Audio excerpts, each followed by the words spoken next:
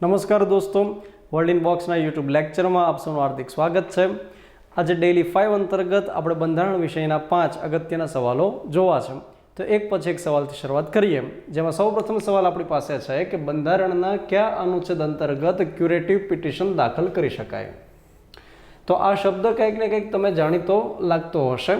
જેનો ઓપ્શન આપણી પાસે છે 136, 137, 131 અને ડી ઓપ્શન છે એક પણ નહીં. બંધારણના જાણકાર વિદ્યાર્થીઓને ખ્યાલ હશે કે બંધારણના કોઈ પણ અનુચ્છેદમાં ક્યુરેટિવ પિટિશનનો ઉલ્લેખ કરવામાં આવ્યો નથી, એટલે ઓબ્વિયસ છે કે આપણો જવાબ આવશે એક પણ નહીં.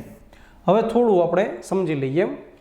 ક્યુરેટિવ પિટિશન એ જ રીતે અન્ય બે પિટિશન છે. એકને કહેવાય સ્પેશિયલ લીવ પિટિશન અને બીજાને કહેવાય રિવ્યુ પિટિશન. સૌથી પહેલાં આપણે કઈ વાત કરી તો કે સ્પેશિયલ લીવ પિટિશન SLP, અને ત્યાર પછી એક આપણે વાત કરી રિવ્યુ પિટિશન, અને ત્યાર પછી ક્યુરેટિવ પિટિશન તો છે જ. ત્રણેય વિશે આપણે વારાફરતી સમજી લઈએ. સૌથી પહેલાં સ્પેશિયલ લીવ પિટિશન. કલમ નંબર 136ની અંદર બંધારણમાં એવી જોગવાઈ કરેલી છે કે કોઈ પણ વ્યક્તિ ખાસ સંજોગની અંદર સુપ્રીમ કોર્ટમાં અપીલ કરી શકે. જે વ્યક્તિ તાબાની અદાલતમાંથી અસંતોષ મેળવ્યો હોય એ વ્યક્તિ હાઈકોર્ટમાં જશે, અને હાઈકોર્ટમાંથી માનો કે અસંતોષ મેળવે તો ક્યાં જશે? સુપ્રીમ કોર્ટની અંદર જશે. કોઈ પણ વ્યક્તિ ડાયરેક્ટલી સુપ્રીમ કોર્ટમાં નહીં જાય, એનો મતલબ એવો થાય કે હાઈકોર્ટમાંથી ચુકાદો મળ્યો ત્યાર પછી પણ એ સુપ્રીમ કોર્ટમાં પોતાની જાતે ન જઈ શકે. હાઈકોર્ટ તરફથી સર્ટિફિકેટ મળવું જોઈએ કે આ કેસમાં બંધારણનું અર્થઘટન જરૂરી છે. પણ માની લો કે હાઈકોર્ટ પ્રમાણપત્ર નથી આપતું, તો પણ એ જઈ શકે? તો કે હા, જઈ શકે. સ્પેશિયલ લીવ પિટિશન દાખલ કરાવી શકે. સ્પેશિયલ લીવ પિટિશન અંતર્ગત સુપ્રીમ કોર્ટમાં કહેવામાં આવે કે ભાઈ આ પ્રકારના કેસની અંદર આ પ્રકારે જરૂરિયાત છે. સુપ્રીમ કોર્ટની એ વિવેકાધીન સત્તા છે કે સ્પેશિયલ લીવ પિટિશનનો સ્વીકાર કરવો કે ન કરવો. જો સ્પેશિયલ લીવ પિટિશનનો સ્વીકાર કરે તો કેસને સાંભળશે, ઇનકાર કરશે તો એ કેસ ત્યાં આગળ ડિસમિસ થઈ જશે સુપ્રીમ કોર્ટમાંથી. એટલે કે કોઈ પણ વ્યક્તિનો એ મૂળભૂત અધિકાર નથી કે સ્પેશિયલ લીવ પિટિશન દાખલ કરે એટલે સુપ્રીમ કોર્ટ કેસ સાંભળે જ.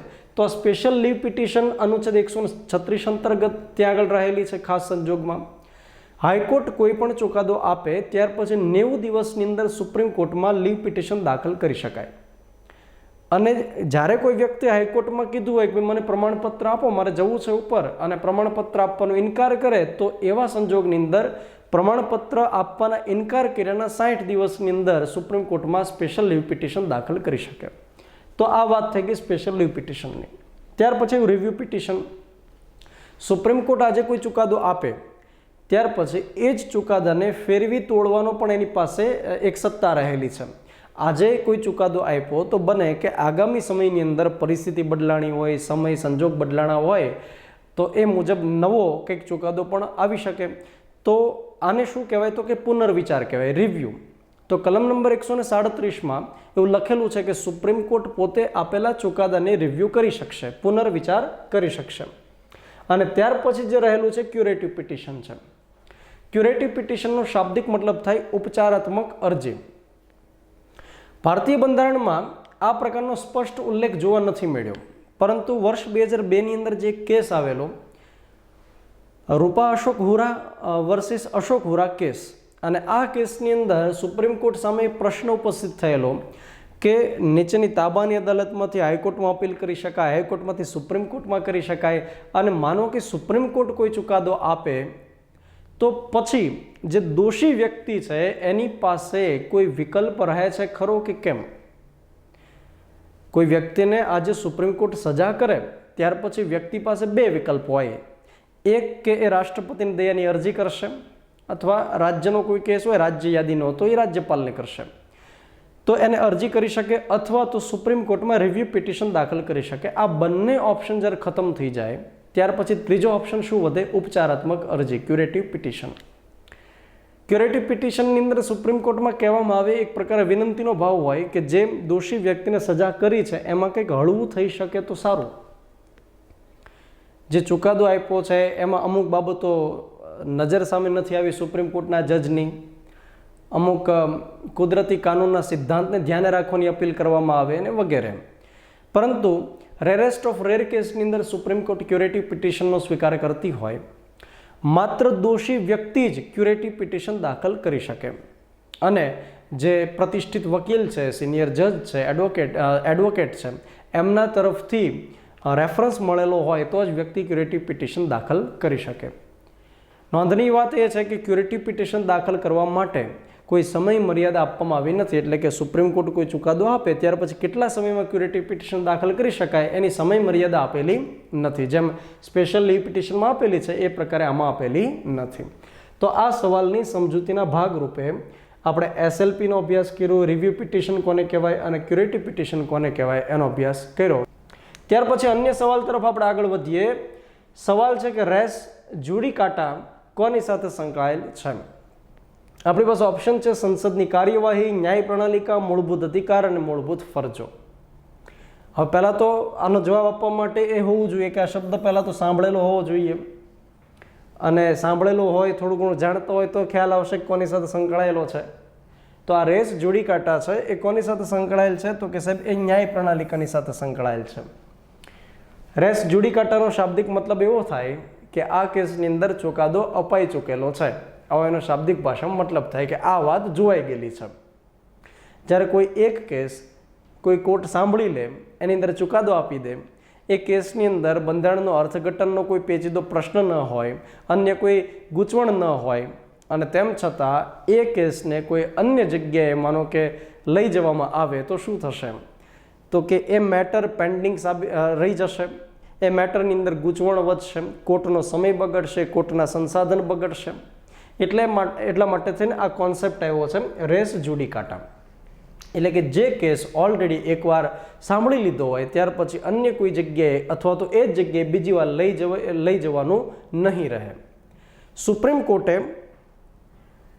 જે NRC થયેલું હતું, નેશનલ રજિસ્ટ્રેશન ઓફ સિટીઝન, આસામની અંદર જે કરવામાં આવ્યું અને એની અંદર ઘણા બધા એવા લોકો સામે આવ્યા કે જેમનું NRCમાં નામ ન આવ્યું, એટલે કે તે ભારતના નાગરિક હોય એ રીતે પોતાની સાબિતી ન આપી શક્યા. તો એ લોકો પોતાના માટેની અરજી કઈ જગ્યાએ પડકારી શકે? તો કે એ ફોરેનર્સ ટ્રિબ્યુનલમાં પડકારી શકે કે ભાઈ મારી પાસે ડોક્યુમેન્ટ્સ છે, તેમ છતાં મને NRCમાં સ્થાન ન મળ્યું. હવે ફોરેનર્સ ટ્રિબ્યુનલ પોતે જે ચુકાદો આપે કે ભાઈ ફલાણો વ્યક્તિ ભારતનો નાગરિક, ફલાણો વ્યક્તિ ભારતનો નાગરિક નહીં, તો એ અંતિમ ગણાશે. સુપ્રીમ કોર્ટે શું કીધું કે ભાઈ એકવાર ફોરેનર્સ ટ્રિબ્યુનલ એમ કહી દે કે આ વ્યક્તિઓ ભારતના નાગરિક નહીં ગણાય, NRCમાં સ્થાન નહીં મળે, તો એ વ્યક્તિઓ વળી પાછા કોઈ અન્ય હાઈકોર્ટની અંદર કે સુપ્રીમ કોર્ટમાં પોતે અરજી નહીં કરી શકે. તો ત્યાં આગળ સુપ્રીમ કોર્ટે કોનો ઉપયોગ કર્યો કહેવાય? તો કે રેસ જુડિકાટાનો ઉપયોગ કર્યો. એમ કહેવાય કે ભાઈ એક વખત આ કેસ બાબતે ચુકાદો અપાઈ ચૂકેલો છે. ત્યાર પછી આપણે અન્ય સવાલ તરફ આગળ વધીએ. નીચેનામાંથી કોને મળતું અનામત હોરિઝોન્ટલ અનામત કહેવાય છે અથવા તો કહે છે? આપણી પાસે ઓપ્શન છે SC, ST, OBC કે D મહિલા. હવે ઘણીવાર શું થાય કે આપણને જવાબ એક્ઝેક્ટ ખ્યાલ ન હોય તેમ છતાં ઓપ્શનના આધારે પણ આપણે જવાબ આપી શકીએ. અહીં આગળ SC, ST ને OBC છે અને એક મહિલા છે જ અલગ પડતું એવું લાગે છે, તો આપણો જવાબ શું હોઈ શકે? તો કે મહિલા. હવે આપણે થોડું સમજવાનો પ્રયત્ન કરીએ. કેટલાક વિદ્યાર્થીઓને ખ્યાલ હશે કે રિઝર્વેશન બે પ્રકારના હોય, એક છે હોરિઝોન્ટલ અને બીજું છે વર્ટિકલ. ભારતીય બંધારણમાં અનામત સંબંધી જોગવાઈઓ આપવામાં આવેલી છે. ખાસ કરીને અનુચ્છેદ નંબર 16ની અંદર અનામત સંબંધી જોગવાઈ કરેલી છે. સમાજના કેટલાક પાછળ રહી ગયેલા વર્ગ છે એ પણ આગળ વધી શકે, વિકાસ કરી શકે, શૈક્ષણિક રીતે આગળ વધી શકે, તો એના માટે કેટલીક વિશેષ જોગવાઈ છે.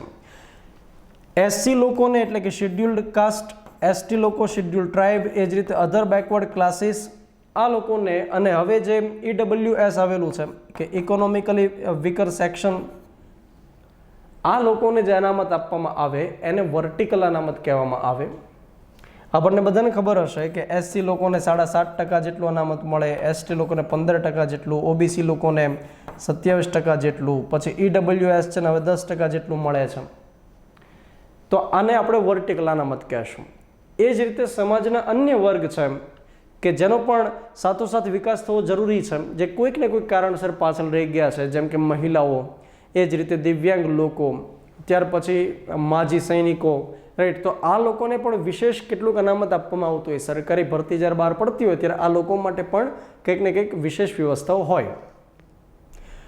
હવે આપણે એમ કહીએ ઉદાહરણ તરીકે કે ભાઈ મહિલા માટે કોઈ ભરતી છે એની અંદર 20% અનામત છે, તો એનો મતલબ શું થયો કે ટોટલ જગ્યા 100 હોય તો એમાં એસસી લોકો, એસટી, ઓબીસી, ઈડબ્લ્યુએસ એને આ પ્રકારનું અનામત આપ્યું. તો હવે આ મહિલા અનામત જે હશે 20% એ એક્સ્ટ્રા ગણવાનું રહેશે, એટલે કે આનો જે સરવાળો થઈને વત્તા 20% એવી રીતે કરવાનું રહેશે. તો કે એવી રીતે ન કરી શકાય, કેમ કે દિવ્યાંગ લોકોનું હશે, માજી સૈનિકોનું હશે, એ બધી રીતે જો કરવા જઈએ તો પછી આ આંકડો ક્યાંનો ક્યાં પહોંચી જાય.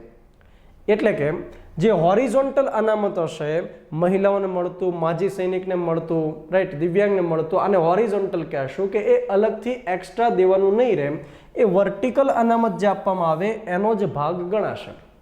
એટલે કે માનો કે 20% મહિલા લેવાના છે તો એક્સ્ટ્રા 20% નથી, પરંતુ એ આમાં સમાવિષ્ટ છે.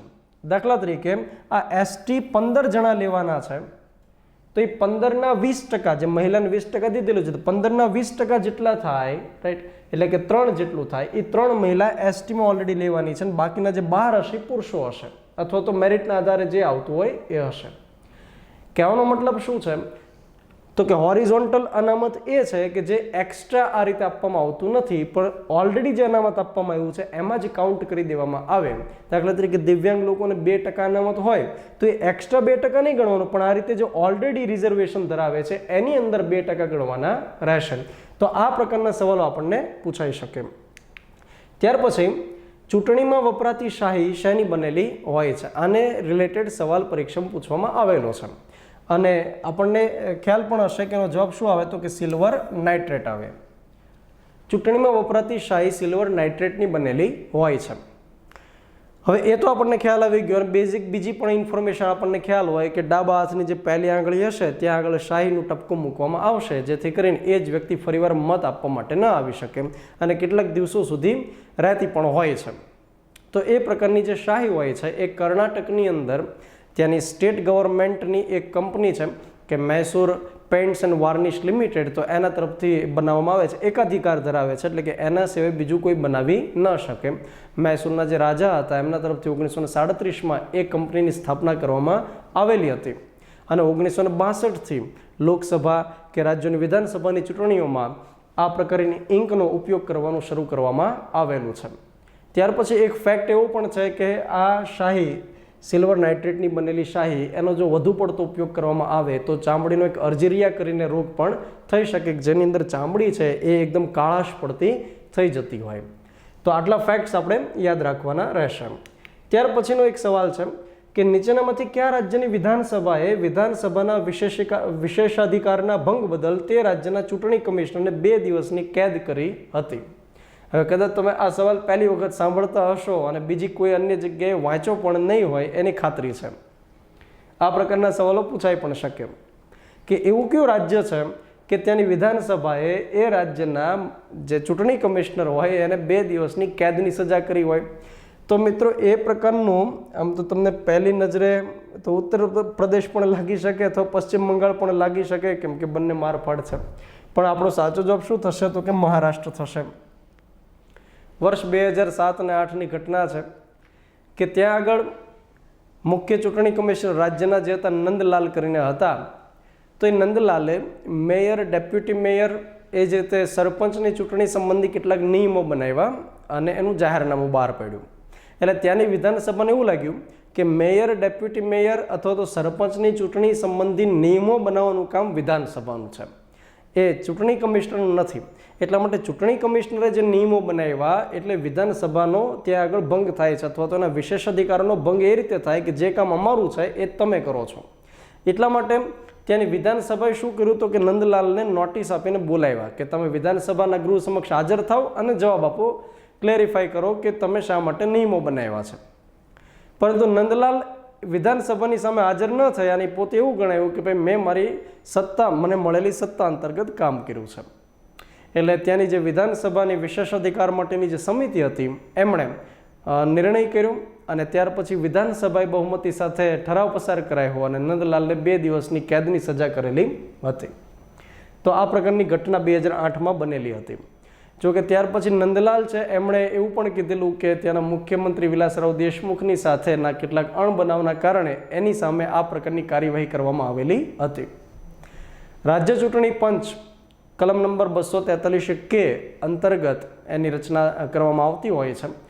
સ્પેશિયલી પંચાયતી જેટલી સંસ્થાઓ છે, ગ્રામીણ સંસ્થાઓ અને એ જ રીતે શહેરી સંસ્થાઓ, તો એમની ચૂંટણી કરાવવા માટે થઈ 243 કે અંતર્ગત રાજ્ય ચૂંટણી પંચ રહેલું હોય છે.